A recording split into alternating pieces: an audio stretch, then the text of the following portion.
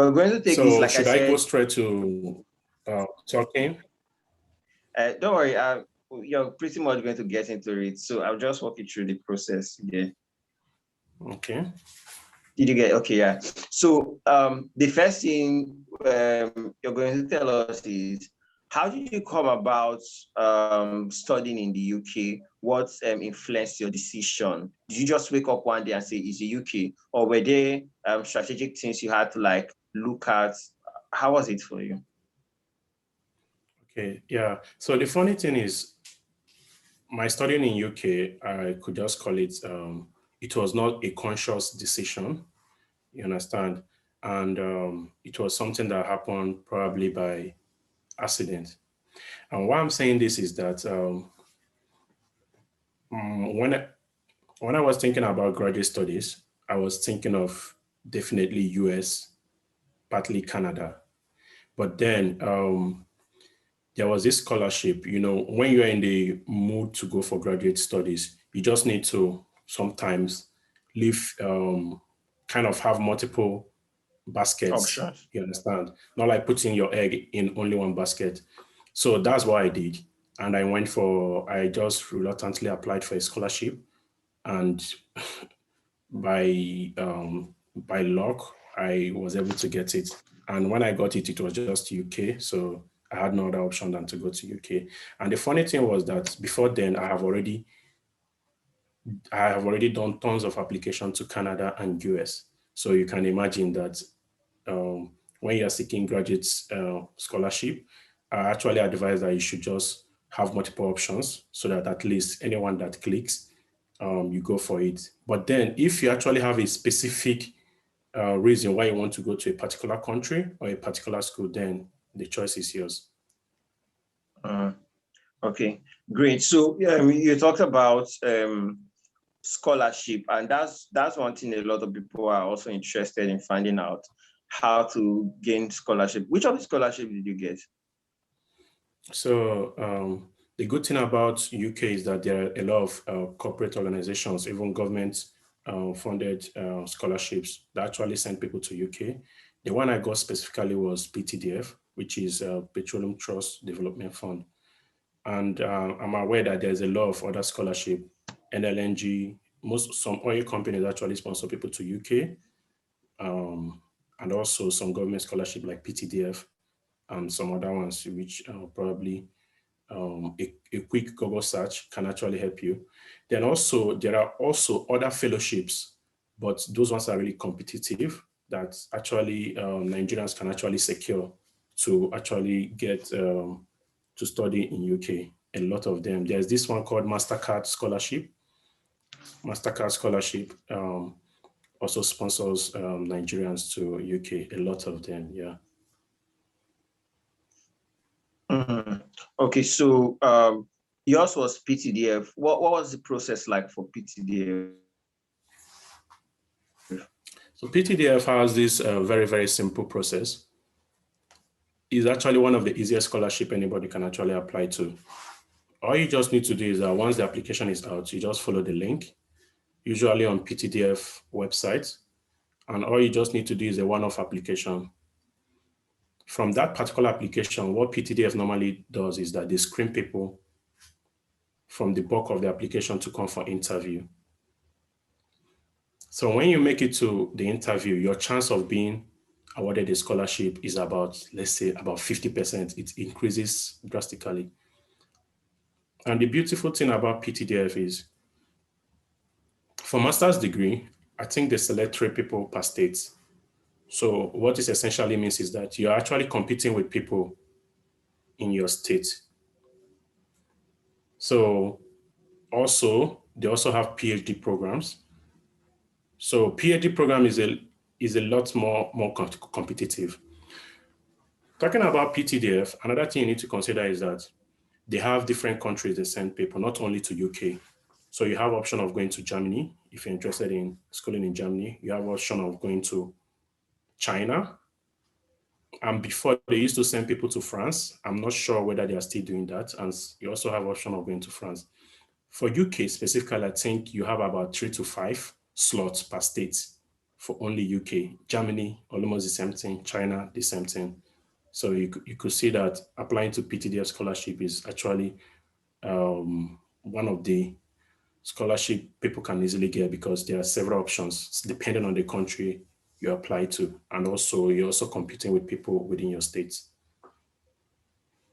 Okay. All right. Great. So you mentioned that you applied to a couple of schools in the US and in Canada. Sorry for drifting. We're still going to come back. But through these processes, and were there any of the universities that granted you admission, or they were all rejected? So the funny thing is that when I started application, but I didn't submit most of my application for those. I started tons of application because one good thing about UK is that the process is very, very, for most UK schools, the requirements are pretty easy compared to, let's say you're going to US or Canada. The reason is that most people, for you to get admitted into US, you have to start thinking of TOEFL, you have to start thinking of GRE. In some schools, you have to start writing to supervisors. You understand what I mean? But unlike in UK, they can waive TOEFL for you by probably getting a letter from your school or from your place of employment or your WAEC, depending on the school. And also, most courses do not require GRE. So the thing is that some courses in UK actually require GRE, but they are very, very few. You understand? So that actually kind of remove a lot of limitation or obstacle, and it's actually easier for people to get admitted into UK schools from my experience than US or Canada. Oh, okay. Wow. I didn't know this part of it. So I was even thinking Canada is easier compared to UK. No, Canada, actually, some Canada schools, um, how they operate is most times, even if you want to get admission for graduate studies, you need to probably have a supervisor that that already knows, or you would have written to, kind of will supervise Mm. you. Note is not all schools in Canada, but like a reasonable amount of schools in Canada require you to already have a supervisor. And note that this is unique to each school. There are some schools whereby a course you are doing, for example, even in US, GRE might not be compulsory. So a lot of hard work is on the applicant or the prospective graduate student to actually like do a research and know, oh, do I actually even need GRE in the first place? There are some schools that actually you require it compulsorily. There are some schools that probably is optional. And during COVID, a lot of schools has actually waived GRE requirements. So it just boils down to you as a person checking school website and trying to dig deep to know the requirements. Okay. Okay. So guys, you can already hear from what he's saying for UK schools that they're a lot easier compared to US and Canada. And then they have multiple scholarship options, which would make your tuition a bit cheaper, right? Some are fully funded, while some are part funded. Is that correct, Mr. Emmanuel? Yeah, sure. Okay, some are fully funded, some are partly funded. Okay, so through this process, why preparing? Because one other important document when either applying for schools or applying for scholarship is your personal statement. Did PTDF use personal statements? Yeah. Okay, tell us about personal statements. What made your personal statement stand Important out? because your personal statement is actually what stands you out from the crowd, right? Let's say you are among the pool of candidates, and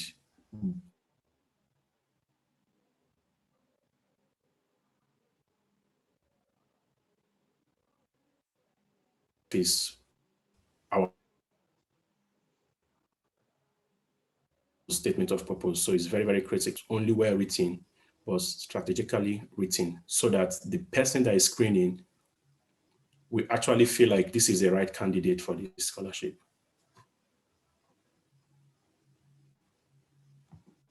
Mm-hmm.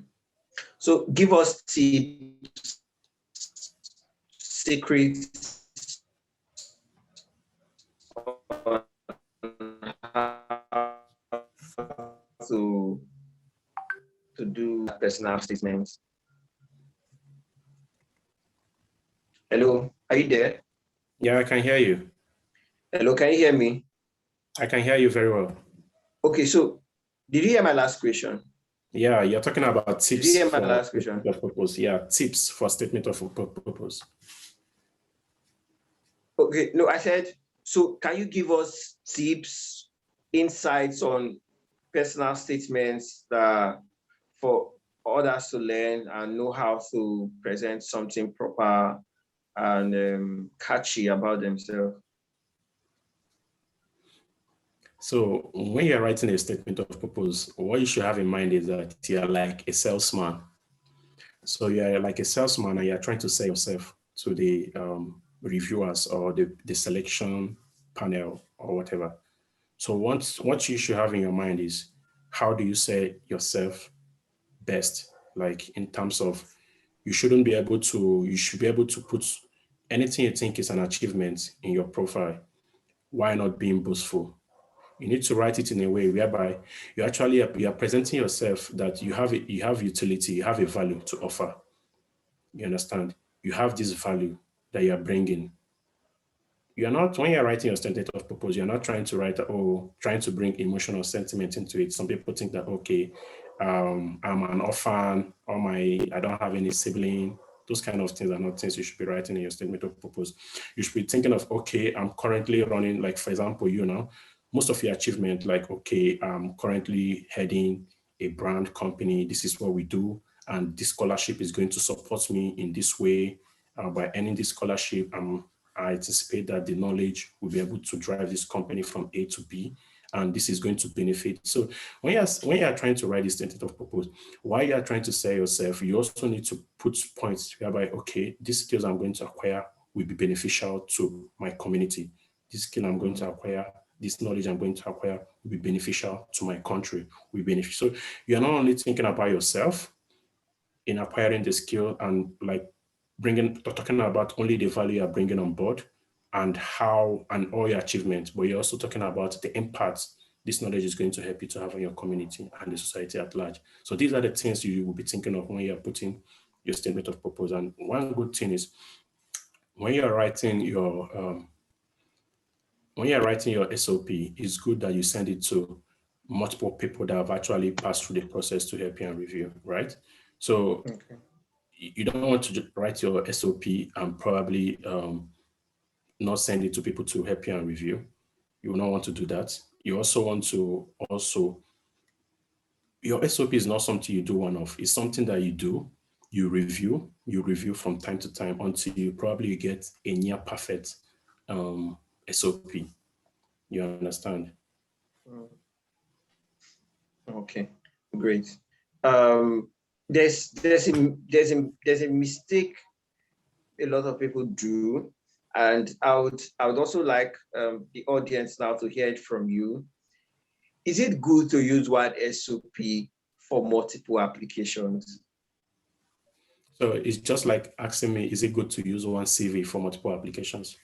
So the truth about it is, just like when people say there's no one-off solution to something, usually the SOP you write for one school definitely should have some slight variation to another SOP, right? Depending on the course you are going to study, depending on a lot of other variables, the school and stuff like that.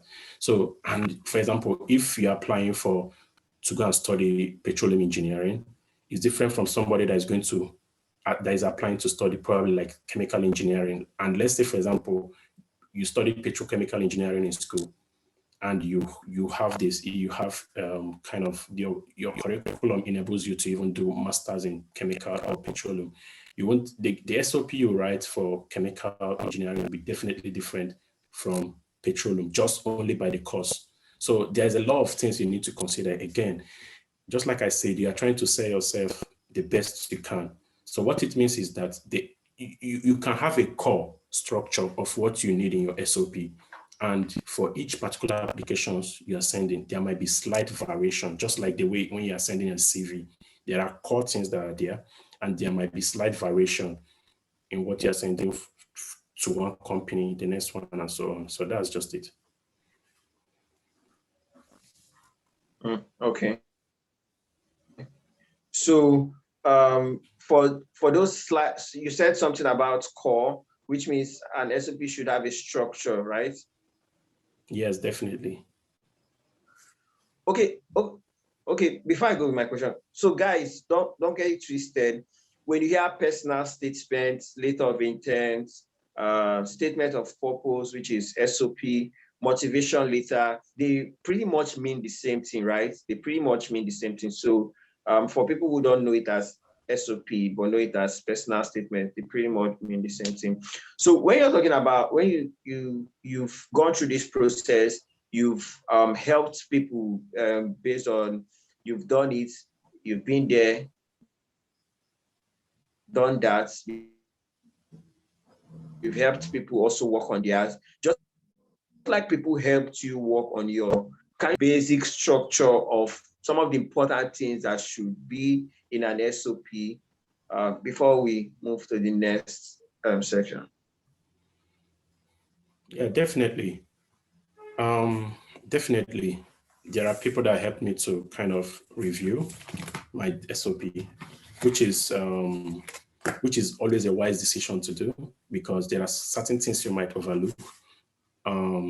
Just like we are different, our perspective are different, and the way you read even a sentence might be different, and the meaning. So just having the different opinions and perspective from different people on the same thing you wrote is very, very important. Funny thing is that this for the PTDF scholarship, funny enough, for people that applied the last time, they got emails this week. One of the guys that I helped actually got the scholarship, you understand? So what this actually implies is that for you to pass through a process, you must have is very much easier for you to mentor somebody when you have passed through a process, because there are several things you learn when you're going through the process, and which would be very, very helpful. So one of the things I advise people, once you're writing your SOP, no matter how smart or intelligent you are, it's always good to have a second eye or a third eye to it, because by doing that, you will actually improve the quality of your SOP. Okay. Are papers and publications important when seeking for scholarship? Definitely. Papers and publications are achievements. So when I'm talking about achievements, writing your achievements in your SOP. So let's say, for example, you have publications and you didn't include it to your SOP. It means you are not a good salesman. It means you are not selling yourself well, right? So those things are very, very important. And the truth about it is that, just like I normally say, I keep using this point. When you're applying to some scholarship, even PTDF, having a publication will greatly improve your chance of getting the scholarship. You understand? So just like any other thing, papers, publications. And why I did is because when we had our Germany class, when we had our US class, our guests all made mention of publications and papers, right? For people who have been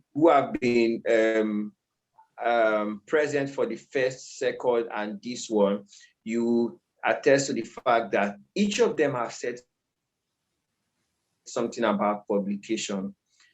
It might not be, you might not have done it all on your own. You might need to partner with somebody. You can go back to lecturers while you were still in the university.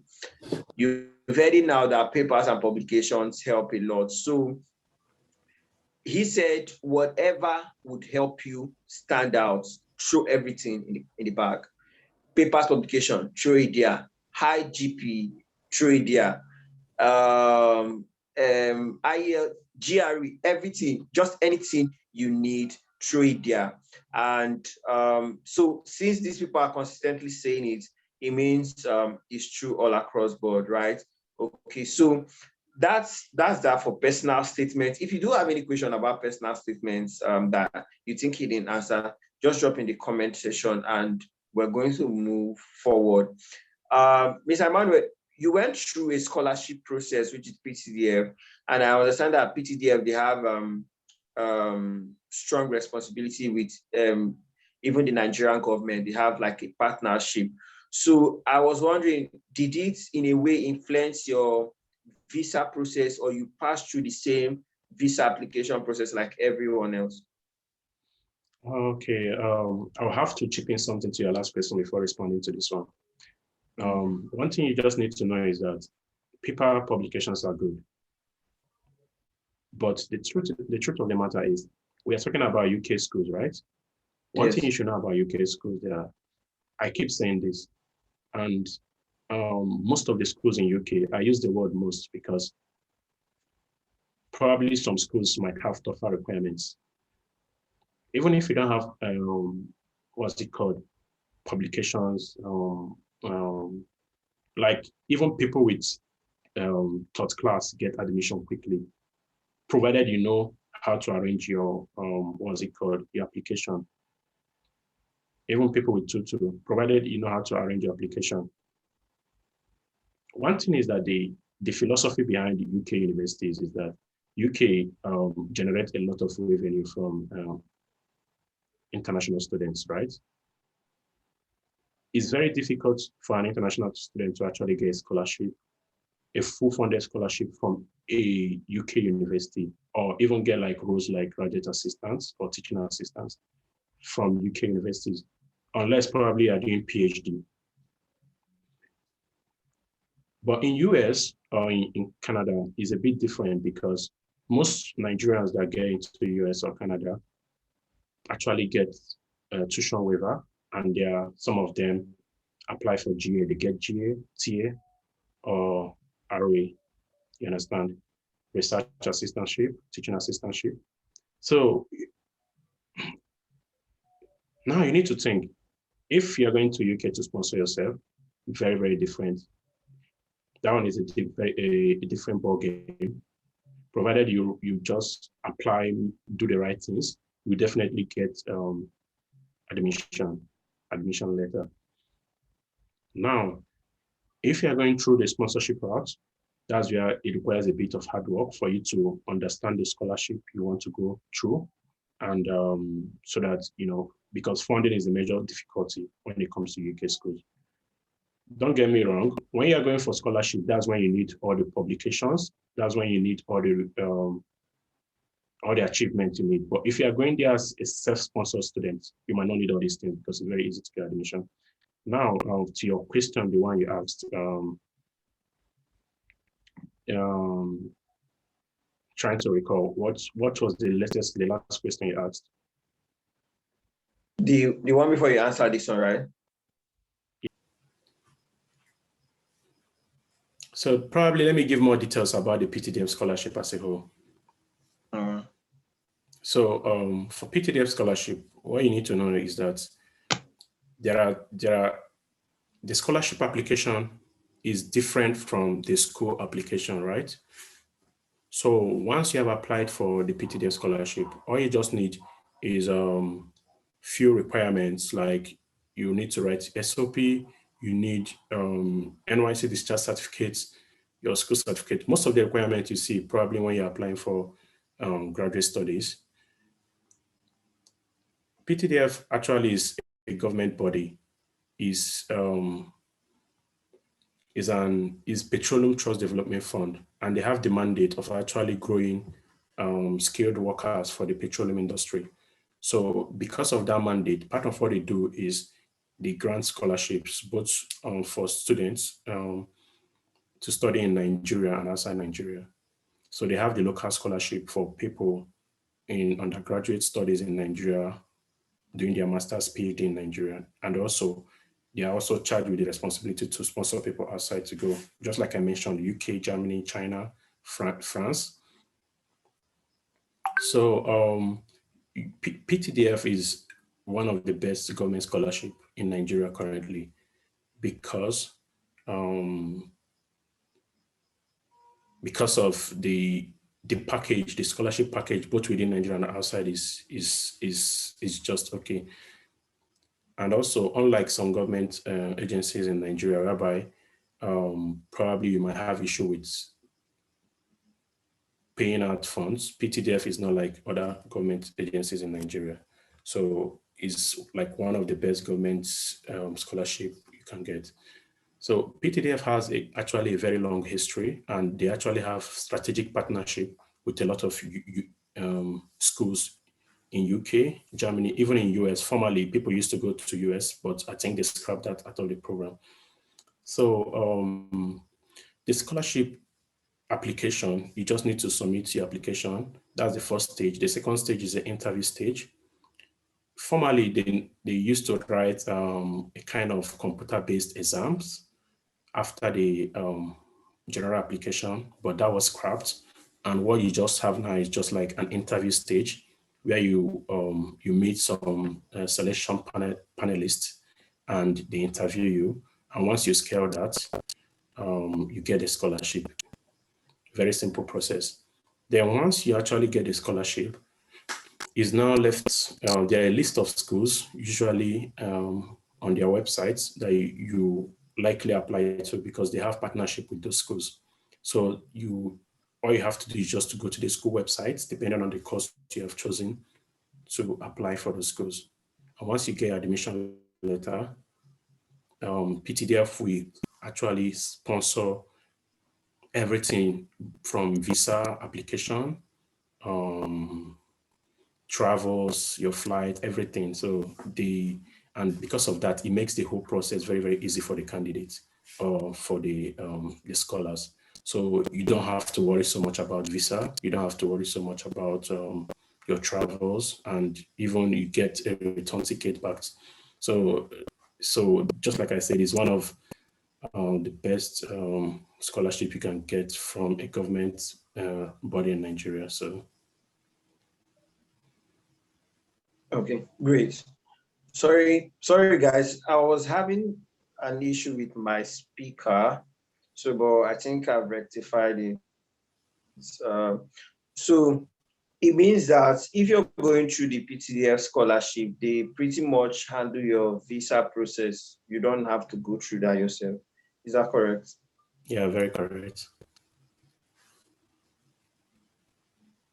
Okay, great. If not, I would have wanted you to talk about the visa application process for UK, and how people can, or probably what they would do to avoid rejection. The visa application for UK is very, very easy too, because from my experience and from the experience of others, provided your documents are correct and are properly done and submitted, and you actually got admission letter, like provided all the things are right, it's very, very difficult for someone to be rejected to come to UK for studies. Because just like I said earlier, UK actually generates billions of dollars from international students every year. So for them to turn down somebody means that, probably you did something very wrong. The questions they actually ask are questions related to the school you are coming to study in, just related to about you and what is actually written in the document. For those that have experience, even if you don't have experience, for visa application, you need to submit a document first of all, right? The document states everything about you. So when you are coming on that day for data capture, biometrics, and the interview, all they are just trying to verify is that you are the person and what you wrote on those documents you submitted are true. And so it's just very basic. Why I'm saying this is that compared to some people that are going to the US and Canada, the kind of questions they ask them is a little bit over the board compared to like people that go to UK for studies. So the visa process is quite easy, if you ask me. All you just need to do is, you don't even really need to prepare that much. From my own experience, they ask me questions like, what's the name of your university? Why do you intend to study this course? Those kind of basic questions that, I mean, if you are going for graduate studies, you should be able to answer comfortably well, and check, you get your visa. Okay. So how is life in the UK? How was it easy for you to settle within your first few months?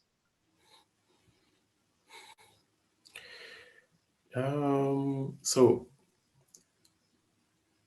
I mean, when you are going to a different country, there are things, obviously, you should expect things like culture shock, which is definitely something you will expect even when you're going to any other country, apart from Nigeria.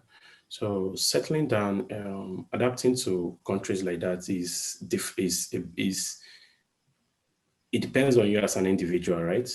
So for someone like me, when I came in, within the first 1 week, I think I was able to settle down properly. You understand? Because one of the things you need to consider is, one, accommodation, right? Where you're going to stay. You need to have made research even before leaving Nigeria. So one of the things as a graduate student is that you need to be able to love research, and also you need to be able to love interacting with people and asking them questions. So let's say, for example, you want to go to America, for example, you try to look at which schools you want to go to. You try to look for, okay, this particular school, are there Nigerians there? You try to interact with them, because, I mean, if you're going to a different country and you didn't do your research properly, and you didn't interact with any Nigerian probably there, it will be very, very difficult for you to settle down properly, because the transport system is different from what you have in Nigeria. In Nigeria, you can just come out from your house and stop a keke and enter, or stop a taxi or stuff like that. But then it's a different transport system, it's a different culture. The way people interact is different. You don't just burst into people's homes like the way in Nigeria. So a lot of things are very different. So definitely going over there, you just need to have that at the back of your mind. And the system is very much, I mean, organized than here in Nigeria. So those are the things. Adapting probably will take you some time in some things, and it will be very, very easy in some things.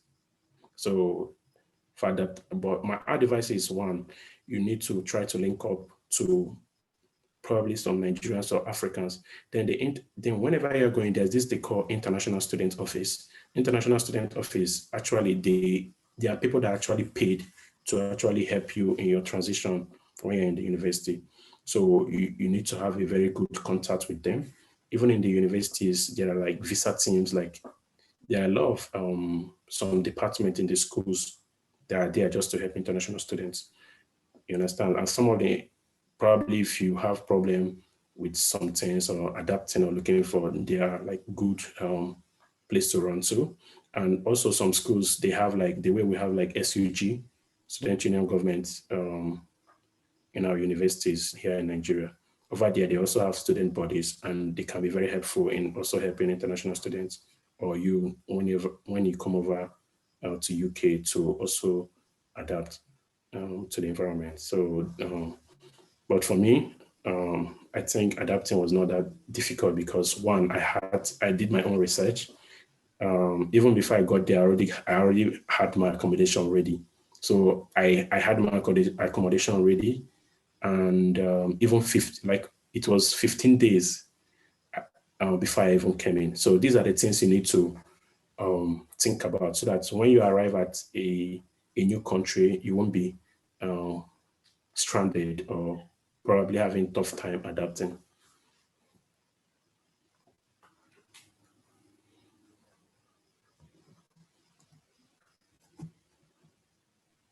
Okay. All right. Thank you. Hello. Did we all get him? I don't know, because I'm getting a feedback. I don't know if I'm just the only one. Hello, Clever. Did you hear him, Clever? Yeah, I heard him very well. It's helpful. Yeah. Okay, you got everything he said, right? Yeah. Okay, great. It means it's my network then. Okay. Yeah, I'm I hope seeing that your bandwidth is all low. right. So, oh, it's showing there. Yeah, from my Okay. own end, it's showing that your bandwidth is low. Yeah. That's serious. So, okay. All right. So, you've pretty much talked about the process steps, the steps, right? Down to when you get there. So the main thing again now is opportunities, right? What are the opportunities available for international students? Because let's face the facts. Let's face the fact. A couple of people who are going abroad to study, we know why they are going abroad to study, right? And if luck is on their side, they get what they are looking for. None of them is coming back. So, but then they go there hoping that they find opportunities, right? Either opportunities to work, opportunities for, however, opportunities. So what are the opportunities available that either to further studies, what opportunities are available in the UK? So yeah, so for UK, these kind of questions usually have some subjective part depending on who you ask. But sometimes there are also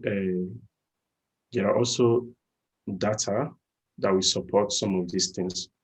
So UK specifically, just like I told you, the philosophy of the mentality for UK, usually for international students, is for you to come study and go, right? So their systems,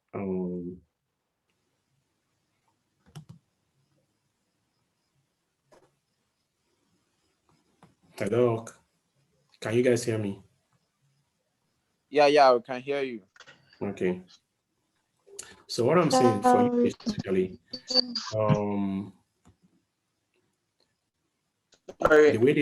the way the system is built in UK, or is this international Kendra, students. can you hear you? Yeah, I can hear Kendra. you. So, okay. So regarding to studies in UK, definitely from what you said, Richard, I understand that, okay, what people are looking at for is after studies, for you to stay back in UK, probably get a job or maybe further your studies, depending on if you came in doing your master's or PhD or undergraduate. So from this kind of question, like I said earlier, there could be some subjective undertone to my response. But like I said earlier, that's why it's good to probably check online and do some research by yourself. Personally, as in UK, it's a bit difficult for you to get, if you want to get a job, you understand, it's a bit difficult to international students. The why I'm saying this is that UK has these laws whereby for some applications, in fact, for you to get a job in UK, you need to it passes through a process whereby every international student or an international or foreigner, the company has to certify that, okay, this foreigner is going to take up this job if there is no local to do the job. So what this actually implies is that if there is a local to do the job, you might actually be competent and 100% qualified, but unfortunately you can't get the job. So that is the mentality or the mentality in UK. That's why some people will advise you, oh, forget about UK, go to US or go to Canada.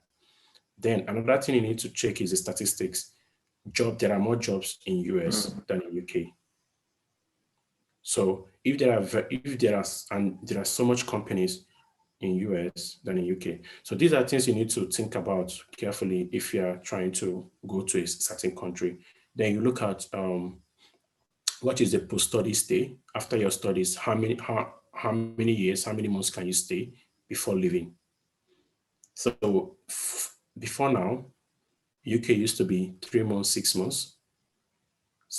3 months, 6 months for Russell Group University currently is now 2 years. They changed it recently. Then if you are doing a PhD, you have to, you can stay 3 years after your studies. So these are like some of the things you need to look out for.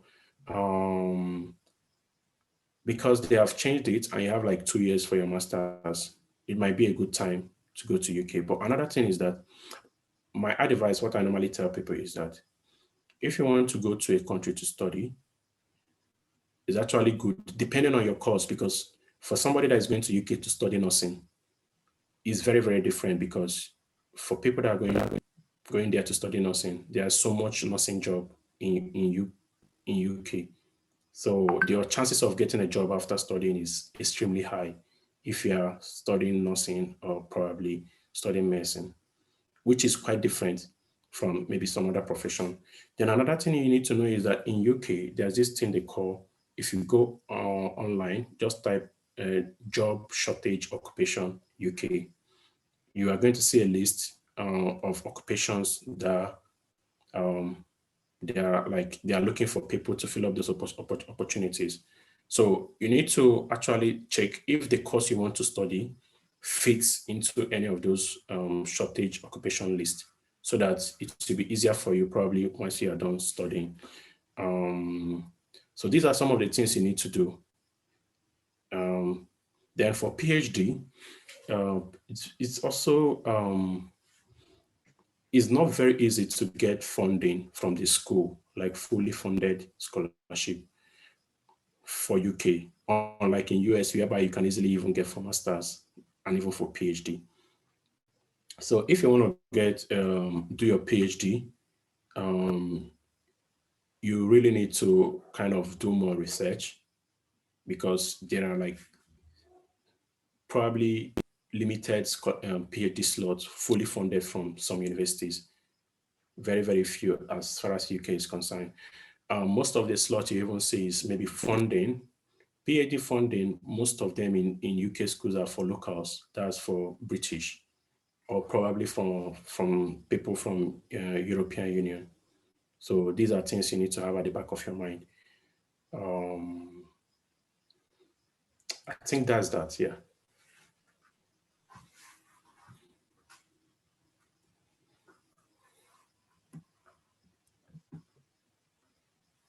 Okay, great. All right. Thank you so much. So there's a question for you. There's a question for you concerning with regards to PTDF scholarship. Hope you can hear me. Yeah, I can hear you. All right. So the person said, please do you need to belong to any professional body before you apply for the PTDF scholarship? Our professional certificates and being part of a professional body, is it important? So you will agree with me that being part of a professional body, probably like if you're an engineer belonging to Nigerian Society of Engineers, or probably if you're a petroleum belonging to your professional bodies, is a sort of an achievement. So Okay. belonging to a professional body will definitely add up. One thing I will advise you to do is go online and read up more about PTDF scholarship. From there you will be able to see some of the requirements, what they actually ask for during the application phase, and you can start now to start consciously and intentionally working towards acquiring some of those things. Getting into a professional body, yes, is an advantage when you're applying for PTDF scholarship. Okay. All right. So I hope that answers the question. I don't know if any other person has any question. You can activate your mic and speak. We're going to wait for 30 seconds if anybody has any question. Does anybody have any question?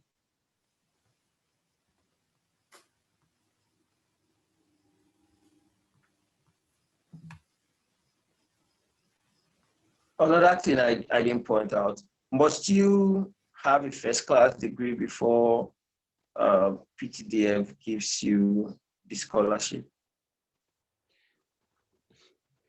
I have seen people with 2-2. No, I've seen someone with 2-1. In fact, I've seen a lot of people with 2-1 getting the scholarship. So actually, something I didn't say earlier is that PTDF, even during the interview process, there is this point-based system they also follow, whereby they rate certain things that you have. So let's say if you have a publication, they give you some score. If you have clever acts, if you belong to a professional body, probably you have some score. If you have a first class, second class, third class, you have some score. If you have just some stuff like that. So that's why I said, like, if you can check online, probably you could see the list. I don't even have it now, so I don't know. So what I'm saying in summary is, if you have publication, you have some score. So all your achievements, when you're writing your SOP, all those things they score is wise to include them in your SOP, because that is what will make you stand out too. And yeah. Okay, all right, great. That pretty much answers it. I don't know if any other person has any question. You've done justice to this, and I'm believing that the people who are on board got a thing or two. So you have compared to before now, like you heard from Mr. Emmanuel, you have a longer period to stay in the UK after your studies before you can come back, as compared to, like, say, a year back or 2 years back. Okay. And then it's pretty much easier to get admitted into the UK to study than some other countries that I wouldn't call their names now. All right. And then he did talk about PTDF scholarship.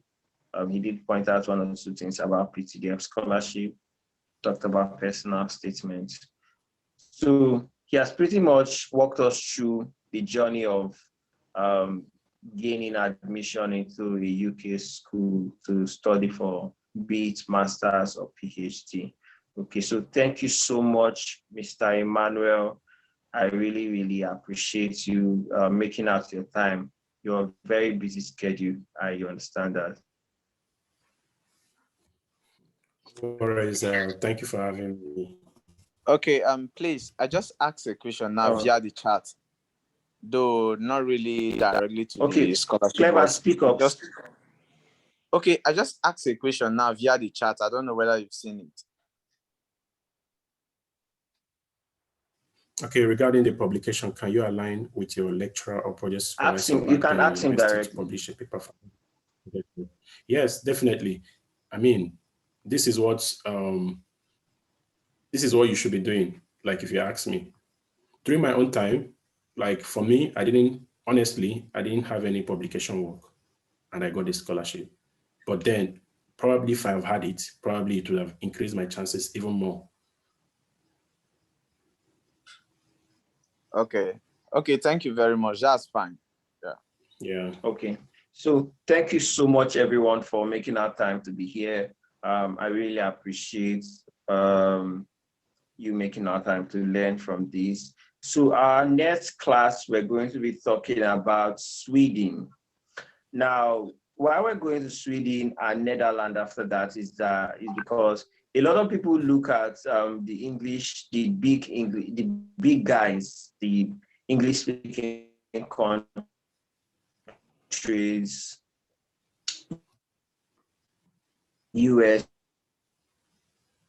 UK, Canada, Australia, and then they ignore some of these countries that are even international students, and also have opportunities for international students, right? So it's someone in Sweden who utilized the opportunities to study in Sweden, and is doing well for himself in Sweden. So we're going to be hearing from him how his journey and what he's doing so far with the opportunity he has gotten, and probably how you can do your so on Wednesday, sign up again. Pretty much just come on board with the login details you have, and let's continue learning. The last class will be on Saturday next week, or is it this week now? Saturday, and the last country we will be treating is study opportunities in Netherlands. So thank you so much, everyone. Thank you, Mr. Emmanuel, for making out the time. I really appreciate it. Do have a lovely evening, guys.